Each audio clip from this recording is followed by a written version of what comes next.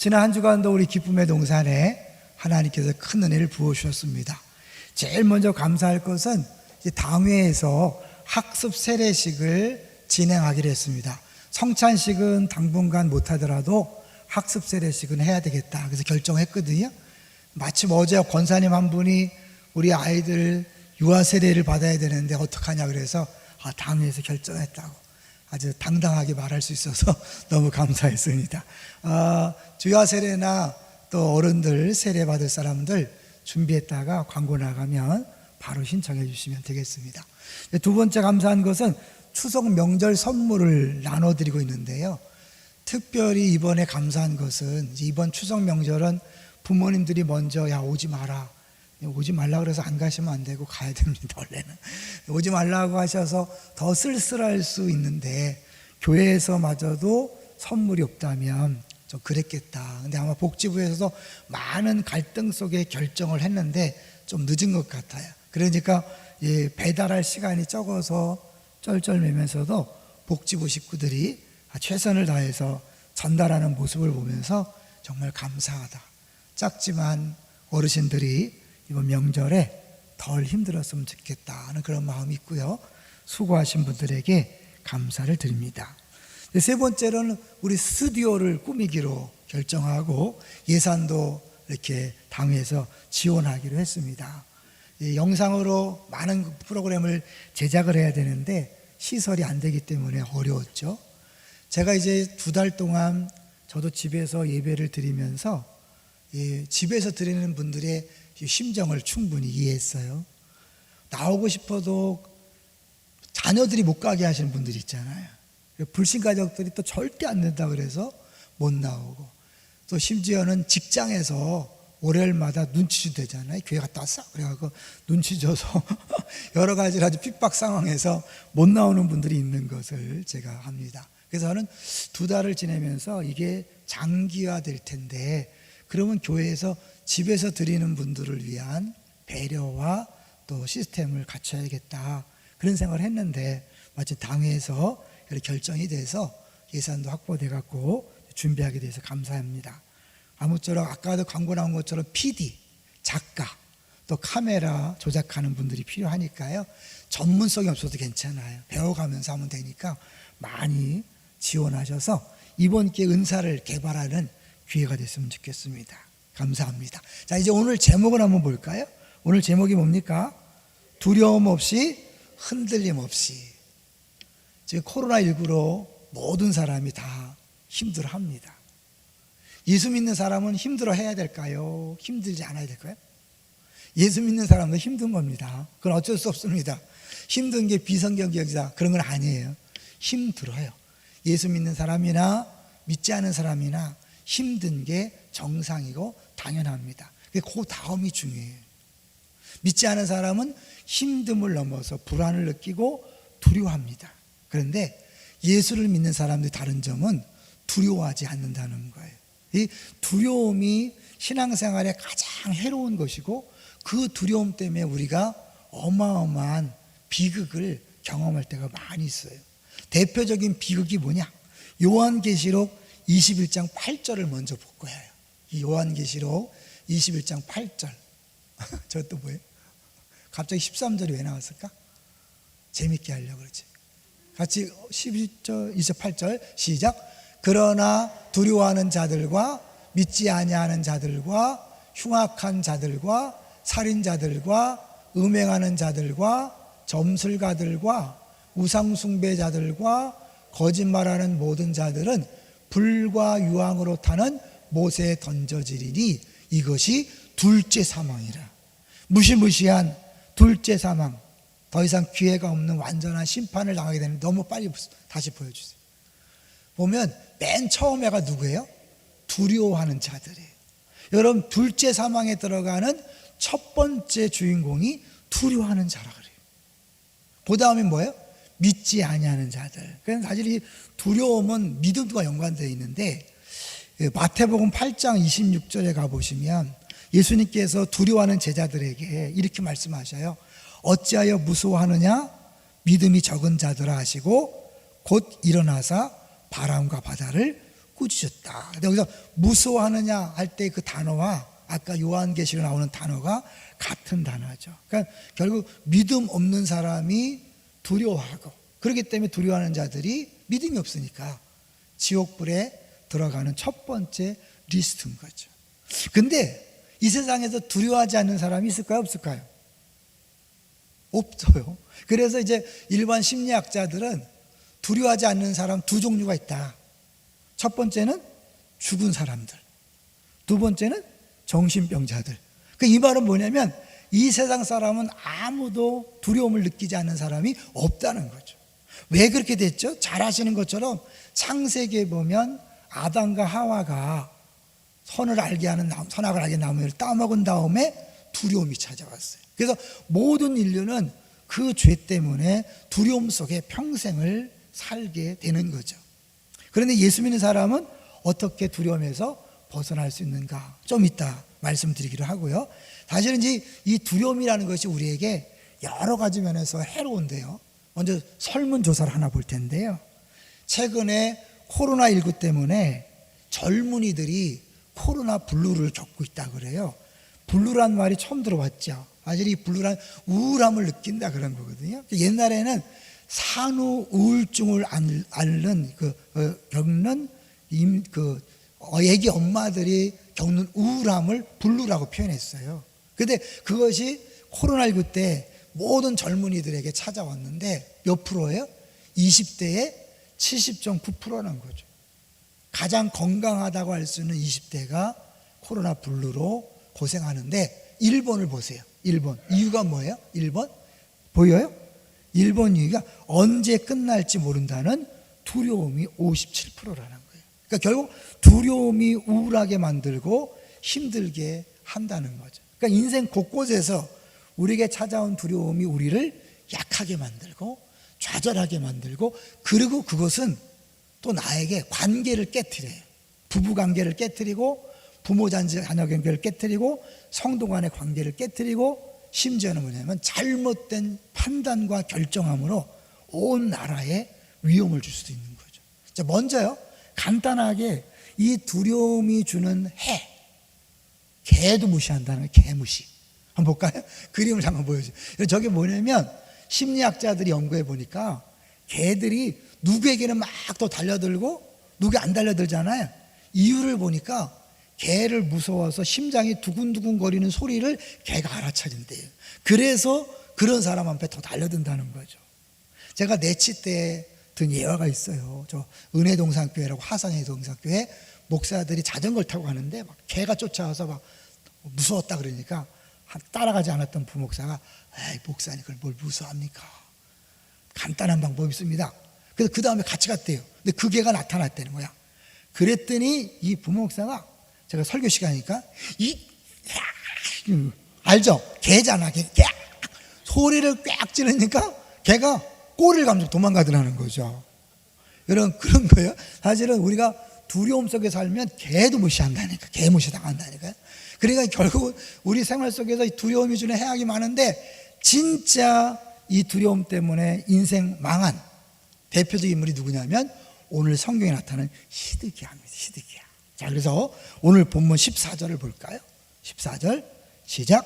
시드기야 왕이 사람을 보내어 선지자 예레미야를 여호와의 성전 셋째 문으로 데려오게 하고, 왕이 예레미야에게 이르되 내가 내게 한 가지 일을 물으리니 한마디도 내게 숨기지 말라. 성경을 쭉 읽어보시면 알겠지만 이게 세 번째 만남이에요. 만날 때마다 뭐냐면, 야, 하나님 뭐라 말씀하시는지 한마디 숨기지 말고 다 얘기해. 근데 지켜야 안 지켜? 계속 불순종을 해요. 불순종을 하면서도 끊임없이 계속 또 물어보고. 왜 그럴까요? 이 시드기야는 왜 그런지를 자기가 고백을 해요. 19절 가볼까요? 19절에 답이 나와 있어요. 19절 시작. 시드기야 왕이 예레미야에게 이르되 나는 갈대아인에게 항복한 유다인을 두려워하노라. 염려하건대 갈대아인이 나를 그들의 손에 넘기면 그들이 나를 조롱할까 하노라 하는지라. 뭘 염려하는 거예요? 먼저 바벨론에 항복했던 사람들이 자기가 항복하면 조롱할까봐. 자존심의 문제죠. 수치의 문제죠. 그것 때문에 하나님 말씀에 순종할 수 없다는 거예요. 근데 여러분, 이 순종하냐 안 하냐는 단순히 개인의 문제가 아니에요. 온 국가의 문제예요. 잠깐 볼까요? 우리 17절을 보세요. 17절 시작. 예레미야가 시드기야에게 이르되 만군의 하나님이신 이스라엘 하나님 여호와께서 이와 같이 말씀하시되 내가 만일 바벨론의 왕의 고관들에게 항복하면 내 생명이 살겠고 이 성이 불사름을 당하지 아니하겠고 너와 내 가족이 살려니와. 생명에 관한 문제예요. 자존심이 아니, 생명에 관한 문제고 성 전체의 문제고, 그러니까 성에 사는 백성들 전체의 문제고 가족들의 문제예요. 성경을 미리 읽어오시고 알겠지만 이제 다음 장에 가면 진짜 함락되거든요. 시드기야가 도망갔다가 붙잡혀요. 자기 눈앞에서 아들들이 죽는 모습을 목도해요. 그리고 눈이 뽑혀요. 눈 뽑히고 끌려갑니다. 그리고 예루살렘 성에 있던 사람들이 다 죽거나 끌려가거나 완전히 박살납니다. 그 퓨리라는 영화를 봤어요. TV에서. 퓨리, 대전차 그 탱크 부대 이야기인데 거기 보면 전쟁의 참혹상이 나와요. 이 연합군, 좋은 군대잖아요. 연합군이지만 독일군을 점령했을 때 병사들에게 마음껏 약탈할 기회를 줘요. 그러니까 결국 옛날에는 한 3일간을 줬다잖아요. 전쟁이 딱 정복하면 그 병사들을 위로하려고 3일 동안 마음껏 해라. 부녀자들 겁탈하는 건 당연하고 애들 마음대로 죽이고 다 빼앗고 여기 2년을 버티다가 점령당했어요. 2년 동안 그 군사들이 고생하면서 얼마나 일을 갈았겠어요. 그 분노와 스트레스와 그거를 다 쏟아부었을 때 얼마나 끔찍했을까 상상해 보면요, 정말 상상하기도 싫은 거죠. 그런데 이게 누구 때문에? 시드기야가 하나님 말씀에 순종했다면 자기도 살고 가족도 살고 온 백성들이 편안하게 지나갈 수 있었는데 그 조롱 때문에 결국 항복을 안 해서 순종을 안 해서 다 망한 거죠. 물론 시드기야는요 참 불쌍한 왕이에요. 5절을 한번 볼까요? 38장 5절에 보면 시드기야는 참 불쌍한 왕이에요. 5절 시작. 시드기야 왕이 이르되 보라 그가 너희 손에 안에 있느니라. 왕은 조금도 너희를 거스를 수 없느니라 하는지라. 이게 뭔지 아세요? 예레미야를 죽여야 된다고 그랬을 때 시드기야가 발을 빼요. 나는 당신들 말을 거역할 수 없습니다. 그러니까 왕이지만 아무 힘도 못 쓰는. 왜냐하면 이제 거의 그 대신들은 친애굽파예요. 애굽에 가까웠고 이 시드기야는 바벨론이 세우는 핫바지 왕처럼 느끼는 거예요. 그리고 이 시드기야 위에 누가 왕이었죠? 시드기야가 맨 마지막에 거기 다음에 여호야긴이에요. 그 다음에 여호야김, 여호아스, 그러니까 김긴인데 여호야긴이 끌려갔는데 그 바벨론 비문에 보면 여전히 여호야긴을 바벨론도 그렇고 남아있는 유다 백성들도 그렇고 왕으로 인정하고 그가 곧 돌아오기를 기다리면서 시드기야 너는 핫바지, 넌 진짜가 아니야 이렇게 조롱하고 우습게 여겼으니까 늘 이 왕자에 대한 불안이 있는 거죠. 그러니까 대신들의 눈치를 볼 수밖에 없어요. 그래서 사실은 항복을 못하는 것도 있죠. 그런데 더 뿌리 깊은 이유를 자기가 얘기한 게 19절인 거예요. 사실 대신들의 반대에도 불구하고 순종할 수 있고 항복할 수 있다. 그럼 마지막에 그들이 나를 조롱할까 봐. 이게요, 두려움이 얼마나 심각한 결과를 초래하는 걸 보여주는 거예요. 개인의 두려움이 한 국가의 흥망성쇠를 좌우할 수도 있다. 끔찍하죠? 그럼 이게요, 시드기야만의 문제입니까? 우리는 어때? 우리가 가정에서 자존심 때문에 부부간 싸우고 가정이 깨지는 경우도 있어요. 교회에서도 자존심 문제, 자기 체면 문제 때문에 교회가 어떻게 해야 되는지 상관없이 하고 싶은 말 막 하고 행동하고 마땅히 해야 될 일을 안 하는 경우가 있어요, 없어요? 있죠. 여러분, 이 시드기야의 상황이 우리의 상황과 별개가 아니라 우리의 현실과 맞닿는 거죠. 왜요? 우리도 끊임없이 두려움의 지배를 당하면 시드기야처럼 정상적인 판단을 하지 못하고 당장의 자기의 안위와 자기의 편안을 위하여 모든 것들을 다 포기하다가 망할 수 있는 거죠. 그 인생 수업이라는 책이 있어요. 인생 수업은 이제 이 호스피스 사역을 하는 한 분이 쓴 책인데요. 거기 보면 이제 인생 수업이라는 책에 인간의 모든 감정은 다 뿌리를 찾아보니까 딱 두 개로 규결된다. 두 개로 규결돼. 뭐가 뭐겠을까요? 모든 감정의 뿌리를 가보니까 하나는 두려움, 또 하나는 뭘까요? 사랑. 결국 두려움과 사랑에서 모든 감정들이 다 나온다는 거예요. 예를 들면 우리 안에 행복, 기쁨, 만족 이런 감정을 막 들어가 보면 그 밑에 사랑이 있는 거예요. 반대로 분노, 증오, 근심, 때로는 교만, 이거에 뿌리를 가보면 뭐예요? 근본은 두려움 때문에 그렇게 분노하고 그렇게 증오하고 용서 못하고 근심하고 스트레스 받는 거예요. 남편 때문이 아니에요. 아내 때문이 아니에요. 늘 얘기하지만 누구 때문이 아니라 내 안에 근본적인 두려움이 부부관계를 깨트리고 부모 자식 간의 관계를 깨트리고 성도 간의 관계를 깨트리고 직장과 사업장에서 마음껏 일하지 못하고 늘 스트레스 받으면서 제 역할을 못하게 만드는 거죠. 이해하세요? 그래서 결국은 우리가 이 두려움의 문제를 해결하기 위해서는 내가 막 두려움을 쫓아내려고 애를 쓰는 게 아니라 그 두려움이 들어오지 못하도록 사랑으로 내 마음을 채우는 거예요. 그래서 그 책에 보면 이렇게 돼 있어요. 두 감정은 서로 공존할 수 없다. 사랑이 지배할 때는 두려움을 잊어버리지만 두려움이 지배할 때는 사랑을 찾아볼 수가 없다. 나중에 결론적이라서 그 부분에서 다시 한번 이야기할게요. 자, 근데요, 우리가 시드기야를 보면서 시드기야는 그렇게 두려움 때문에 못하면서 왜 굳이 그렇게 자꾸 예레미야에게 물어볼까요? 어떻게 보면 시드기야는 악한 왕은 아닌 것 같아요. 진짜 악한 왕은요, 여호야김이었잖아요. 이 바룩을 통해서 쓴 하나님 말씀을 예레미야가 바르게 불러주고 바르게 쓴 하나님 말씀을 이 여호야김은 듣고 기분 나쁘니까 칼로 잘라서 불에 집어넣는 거예요. 불을 다 태워버렸어요. 하나님 말씀을 태웠다니까요. 그런 여호야김에 비하면 예레미야는 시드기야는 양반이죠. 하나님 말씀을 듣고 싶어요. 한마디도 빼놓지 말고 다 얘기해라. 이것도 우리의 모습과 닮아 있어요. 사실 우리는 하나님의 분명한 뜻을 알잖아요. 분명한 뜻이 뭐예요? 항상 기뻐하라, 쉬지 말고 기도하라, 범사에 감사하라. 근데 우리는 끊임없이 하나님 뜻이 무엇입니까? 성경 큐티한다고 해서 멋있게 앉아갖고 하나님 뜻이 무엇입니까? 기뻐하지 않으면서, 기도하지 않으면서, 감사하지 않으면서 우리 끊임없이 그 자체가 나에게 위안이 되는 거죠. 물어보는 거예요. 하나님 뜻이 뭐예요? 한 2007년도에 TV에서 그 천인 야화라 그래서 무당에 대한 프로그램을 진행한 적이 있어요.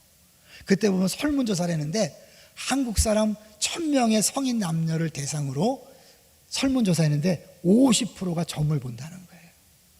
그럼 기독교인이 있을까 없을까요? 기독교인도 한 4분의 1은 되는 거죠. 근데 거기 프로그램 보면 강원도의 한 도사, 점치는 도사가 어떤 목사님과 만나 이야기하는데 그 동네 교회 얘기를 다 알고 있더래요. 어떻게 알았을까요?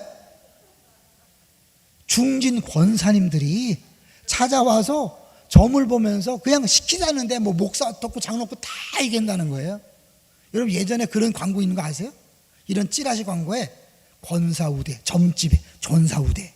왜냐면 이 권사님들이 기도를 많이 하는 동시에 뭐냐면 잘못하면요 답답한 거예요.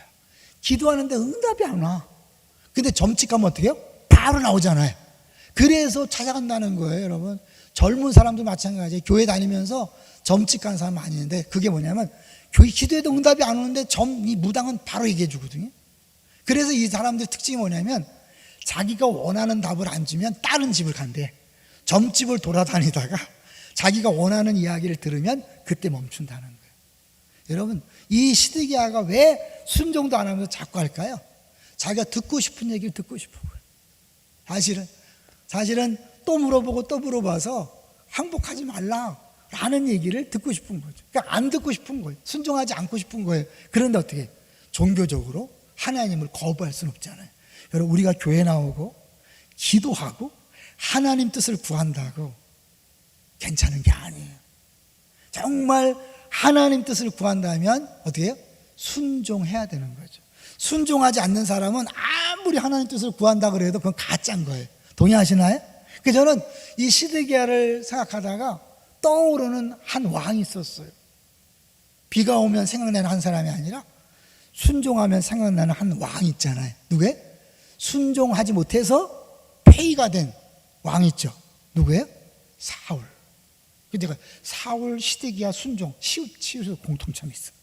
사울, 하나님께서 순종이 제사보다 낫지 않는, 이 백성들이 무서워서 다 죽여버리려는데 남겨뒀잖아요. 말로 뭐예요? 제사를 드리려고. 백성들이 원해서 하나님이 왕에서 잘랐어요.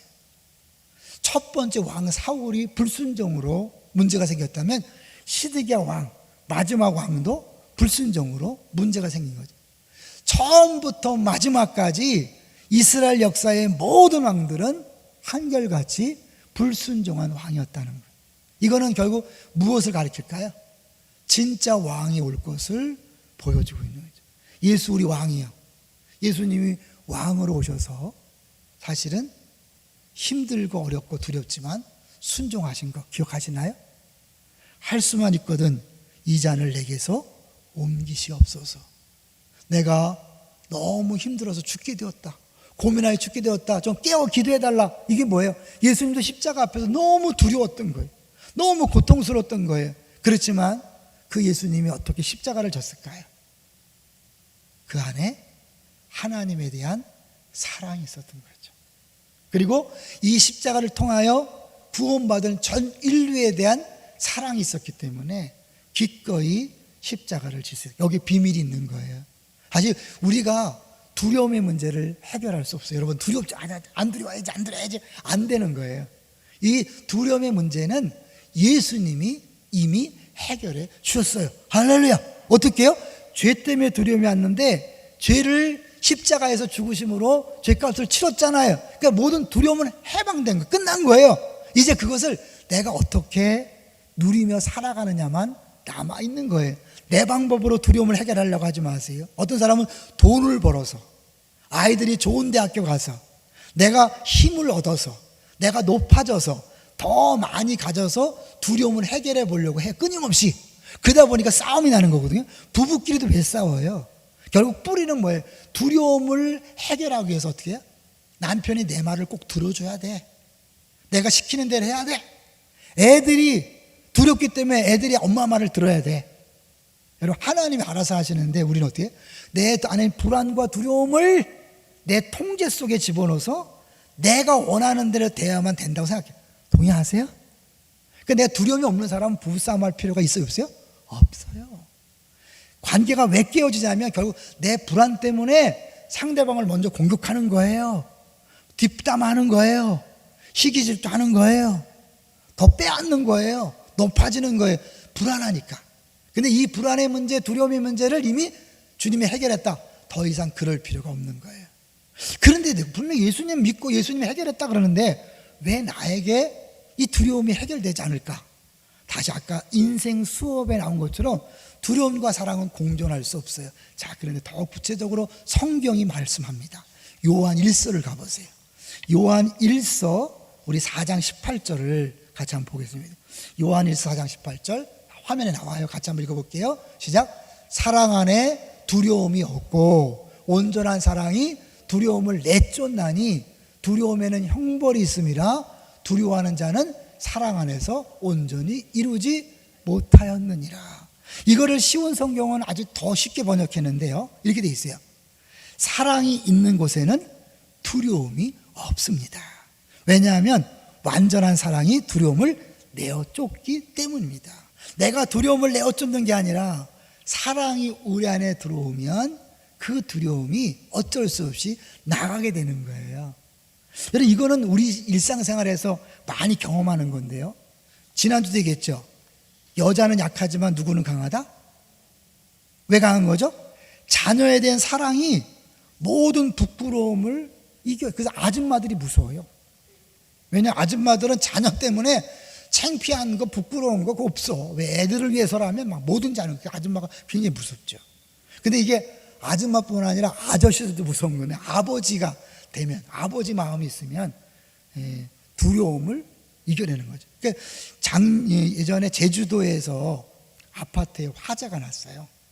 네 식구가 살고 있는 아파트에 화재가 났는데 이제 소방차가 출동하고 그랬는데 굉장히 구조가 어려웠어요. 근데 결국 어렵게 엄마를 먼저 구조하고 그 다음에 큰아들이 구조된 다음에 마지막으로 아버지를 구조했어요. 막 동네 사람들이 박수를 치고 좋아했는데 문제는 네 식구 중에 세 식구만 나온 거예요. 아버지가 정신이 번쩍 들어보니까 한 명이 안 하는데 초등학생 막내 아들이 그 안에 있는 거예요. 자기도 간신히 소방대원 때문에 나왔는데 거길 뛰어드는 거예요. 왜? 막내 아들을 구하기 위해서. 소방대원들이 막 말렸죠. 그런데 내가 직구조를 잘하니까 내가 들어가야 된다고 막 너무 때를 쓰니까 할 수 없이 소방대원이 옷은 없으니까 옷은 못 주고 이 호흡기만 주고 같이 들어간 거예요. 한참 있다가 막내 아들과 아버지가 비틀거리면서 나오는 것을 보고 많은 그 군중들이 박수 쳤다는 얘기 나와요. 뭐예요? 그 불구덩이에 들어갈 수 있는 용기, 그 불에 대한 두려움이 어디서 없어진 거죠? 아들을 살리겠다는 아들에 대한 사랑이 그것들을 넉넉히 이기게 한 거예요. 여러분, 예전에 그런 것도 봤을지 몰라요. 아이가 철로길을 걷고 있는데 기차가 달려왔어요. 엄마가 그 아이를 던져버리고 그 철로에 끼어서 참 끔찍하지만 100m를 끌려가는 그런 일이 있는 거예요. 동물의 왕국이나 모든 것에 보면 이 사랑이 어떠한 두려움도 몰아내고 이겨낸다는 것을 우리가 경험적으로 알 수. 여러분도 그렇잖아요. 여러분이 정말 자녀가 위험에 처하면 어떻게 해요?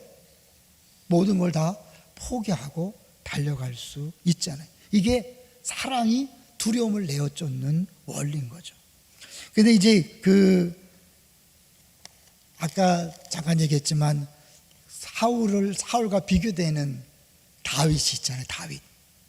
다윗이 군대에도 나갈 수 없는 어린 나이잖아요. 근데 골리앗 앞에 당당히 나갈 수 있었던 그 이유가 뭘까요? 모든 군대가 두려워서 다 숨어 있는데 군대에도 나가지 못하는 어린 나이에 다윗이 달려나갔어요. 겁 없이. 그 두려움이 어떻게 사라졌을까요? 그가 말한 게 있어요. 누가 감히 하나님의 군대의 이름을 더럽히는가? 하나님에 대한 사랑이 그 다윗으로 하여금 두려움을 이기게 한 거예요. 그러니까 우리가 하나님 사랑이 우리 안에 있으면 어떤 것도 우리에게 두렵지 않다는 것을 보여주는 거죠. 할렐루야. 근데 이제 사실은 가만히 보면 성경에 보면 이런 표현을 써요. 잠언 8장 17절에 나를 사랑하는 자들이 나의 사랑을 입으며 나를 간절히 찾는 자가 나를 만날 것이니라. 그래서 사실 외부 강사 두 분 중에 교수님, 박 교수님이죠. 박 교수님이 오셔서 얘기했잖아요. 하나님을 존중히 여겨라. 우리가 존중히 여길 때 하나님도 나를 존중히 여긴다. 뭐 인간보 같은 이야기를 했잖아요. 근데 원리가 그런 거거든요. 그러면 생각해봐요. 복음적으로 볼 때 당신에 대한 하나님 사랑 언제나 100%인데 내가 하나님을 사랑해야만 날 사랑하나? 맞아요, 틀려요? 아니에요. 내가 사랑하지 않아도 하나님은 원수 되었을 때에 나를 사랑했어요. 100% 사랑했어요. 지금도 100% 앞으로 사랑했어요. 그러면 뭐예요? 내가 사랑하면 사랑을 입는다는 건 뭘까요? 그분의 사랑은 100%인데 내가 사랑으로 반응할 때 그 사랑을 실제로 느끼면서 그 사랑이 내 안에 가득 채워지는 거예요. 길이와 넓이와 높이 깊이를 알아가는 거예요. 없던 게 생기는 게 아니에요. 원래 사랑. 그분이 나를 100% 사랑하는데 내가 반응하는 것만큼 사랑을 알고 사랑이 들어오면 모든 두려움에서 해방되는 거예요. 이해되세요? 그러니까 결국 여러분이 사랑을 표현하는 게 필요해요. 어떻게 해요? 말씀드렸죠. 하나님에 대한 최고의 사랑 표현이 뭐예요? 감사라 그랬어요. 반대는 뭐예요? 불평 엄마는 하나님을 사랑하지 않는 대표적인 모습이에요. 하나님을 사랑하는 사람은 감사로 반응하는 거예요. 여행자는 요구하고 순례자는 감사한다. 연결되죠? 그러니까 결국 정말 하나님을 인정하고 사랑한다면 모든 범사에 감사하는 거죠. 항상 기뻐하라, 범사에 감사하라. 그리고 어떻게 해요? 사람, 이웃을 사랑하는 어떻게 하는 거예요? 이웃을 사랑. 또 말씀드렸어요. 대표적인 사랑 표현은 용서하는 거예요. 끊임없이 남편이 아내를 용서하고, 아내가 남편을 용서하고, 부모가 자녀를 용서하고, 자녀가 부모를 가깝기 때문에 여러분 끊임없이 용서할 일이 생겨요. 사랑하기 때문에 더 용서할 일이 생기는, 그걸 용서할 때 여러분의 사랑이 채워지면서 자연스럽게 두려움들이 사라지는 거예요. 이 원리를 꼭 기억하시기를 주님 축원합니다. 이걸 모르면 내가 두려움을 해결하기 위해서 자꾸 더 많이 가지려고 그러고, 더 높아지려고 그러고, 더 힘을 세게 하려고 막 소리 지르고, 다른 사람 막 왕따시키고 막 그래. 근데 그럴수록 평안이 오는 게 아니라 더 두려움이 가득 차서 더 피폐해지는 거예요. 잘못된 결정이 나오는 거예요. 근데 내가 자유해지고 사랑에서 두려움이 사라지면 얼마든지 아내에게, 남편에게 양보할 수 있어요. 부모지만 자녀에게 다 양보할 수 있고 다 들어줄 수 있어요. 심지어 나를 무시해도, 나를 조롱해도 참을 수 있고 견딜 수 있어요. 여러분, 왜 못 참고 발끈해요? 그 한마디에 상처받는 두려움이 있는 거예요. 내가 딱 자유한 사람은 누가 무슨 말을 해도 그것 때문에 내가 뭐 어떻게 되는 게 아니잖아. 그러니까 사랑 안에서 그런 부분에서 자유한 거예요. 그런 사람이 가는데 어떨까요? 가는 가정엔 천국이 임하는 거죠. 그런 사람이 가는 직장과 사업장은 천국이 임하는 거예요. 코로나19 때문에 기독교가 욕을 먹고 있어요. 그러나 위기이지만 귀해요. 왜냐하면 세상 사람들은 두려움을 해결할 방법이 있을까요? 없을까요? 없어요. 둘 중에 하나라니까요. 죽은 사람 아니면 정신병자 외에는 두려움에서 벗어날 수가 없어요. 우리만, 예수 그리스도를 믿는 사람만, 진정한 사랑이신 하나님이 사랑을 경험했고 그 사랑을 실천할 때 내 안에 사랑이 충만함으로 모든 두려움에서 벗어나는 거예요. 그들이 두려워할 때 두렵지 않은 모습으로 직장 생활하고 사업할 때 묻는 거죠. 어떻게 그렇게 평안할 수 있습니까? 어떻게 그렇게 담대할 수 있습니까? 예수님 때문입니다. 하나님 때문입니다. 더 확실하게 복음이 증거될 수 있는 기회가 된 줄로 믿습니다. 왜요? 지금 20대 청년들조차도 견딜 수 없는 코로나 불로에 시달리고, 너무 나이 드신 분들은 더 크겠죠. 그들에게 우리의 밝은 모습을 통하여, 자유한 모습, 편안한 모습을 통하여 보여주는 거죠. 이제 한 이야기를 하고 정리하도록 하겠습니다. 이 평촌 세순교회에 고성재 목사님이라는 분이 있어요. 이분이 입양을 했는데 호노라를 입양했어요.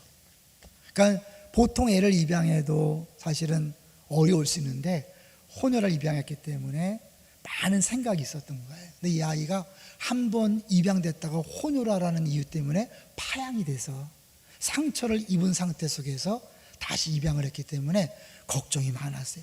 가장 큰 걱정이 뭐냐면 아이가 사춘기 돼서 방황하면 어떡하나 하는 두려움이 있었다는 거예요. 역시 두려움이에요. 그런데 어느 순간 깨달음이 오기를, 이런 깨달음이 왔다는 거예요.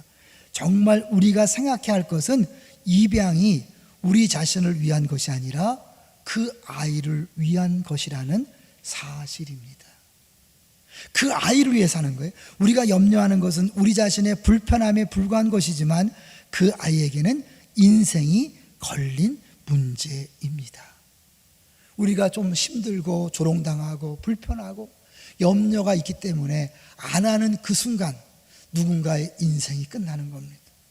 교회 공동체 전체가 어려움을 당하는 겁니다. 나라 전체가 위험에 처하는 것입니다. 이 시드기야가 조롱당할까 두려워서 불순종한 그것 때문에 아들들이 다 죽었습니다. 자녀가 다 죽었습니다. 자기 눈이 뽑혔습니다. 예루살렘 성전이 완전히 파괴되고 다 끌려가고 무참한 비참한 결과를 맞이했습니다. 시드기야에 대한 내용 한번 들어보고 다시 보여줄까요? 자막을 한번 보여주세요. 정리하면 시드기야는 같이 읽어볼게요. 시드기야는 예레미야의 말이든 하나님의 말씀이든 관심이 없다. 오직 자기 유익과 이익에만 관심이 있을 뿐이다. 내 자존심, 내 체면, 그것 때문에 내가 망설이고 우물쭈물하고 결단을 내리지 않는 그때 누군가의 일생은 멸망에 빠지는 거죠. 한 공동체는 망하는 길로 가는 거죠. 이해되시죠? 결국 이 목사님 부부가 사실 이 아이를 입양하고 나서 굉장히 어려웠대요. 왜냐하면 상처가 많으니까 1년 동안 애가 아빠하고 눈도 안 맞추고 아빠라는 소리 안 하는 거예요. 그러니까 이제 상처가 많은지 아니까 이해하고 계속해서 올 때마다 웃어주고 그냥 무조건적인 사랑을 하는, 두 딸을 키우면서 이 자녀를 키울 때 어떻게 되는지 알았기 때문에 걔한테 막 쏟은 거예요. 얘가 사춘기가 되어서 친구들이 도둑질을 하자고 유혹한 거예요. 아시잖아요? 사춘기 애들이 그냥 도둑질 할 때 안 하면 왕따를 시키는. 그런데 이 아이가 끝까지 안 하면서 한 이야기가 있대요. 아주 고백하는데, 나는 엄마 아빠가 나를 사랑하기 때문에 할 수 없어. 나도 엄마 아빠를 사랑하기 때문에 도둑질할 수 없어. 사람들이 죄를 짓는 그 근본 뿌리는 두려움 때문이에요. 왕따 당할까 봐, 다른 사람 날 미워할까 봐, 버림받을까 봐. 그래서 죄를 짓잖아요. 근데 사랑이 가득하니까 왕따 당해도 괜찮아. 걔들이 나를 미워해도 괜찮아. 그 엄마 아빠의 사랑 때문에, 또 자기가 사랑하는 그 사랑 때문에 넉넉히 이겨낼 수 있었던 거죠. 마지막 그림을 봅니다. 우리에게는 항상 두 갈래 길이 존재합니다. 사랑으로 갈 것인가, 두려움으로 갈 것인가. 믿지 않은 사람은 선택의 기회가 없어요. 왜? 그들에게는 죄의 문제가 남아있기 때문에 두려움을 해결할 방법이 없는 거죠. 동의하세요? 우리는 이미 예수님이 해결해 주셨어요. 그러나 매 순간마다 우리가 어느 쪽을 선택할 것인가는 우리에게 달려 있어요. 이런 아내를 용서하고 남편을 용서하고 이웃을 용서하고 하나님 앞에 감사를 하는 순간 그 사랑이 내 안에 밀려와 모든 두려움은 사라졌어요. 평안하고 행복하고 자유하고 다른 사람을 넉넉히 용납할 수 있고 품어줄 수 있고 이해할 수 있고.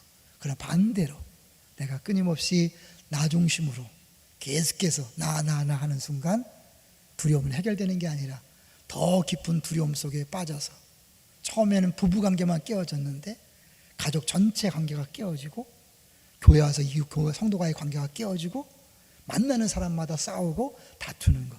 왜 그럴까요? 그 두려움이 그렇게 나타나는 거죠. 내가 막 빗질하는 게 아니에요.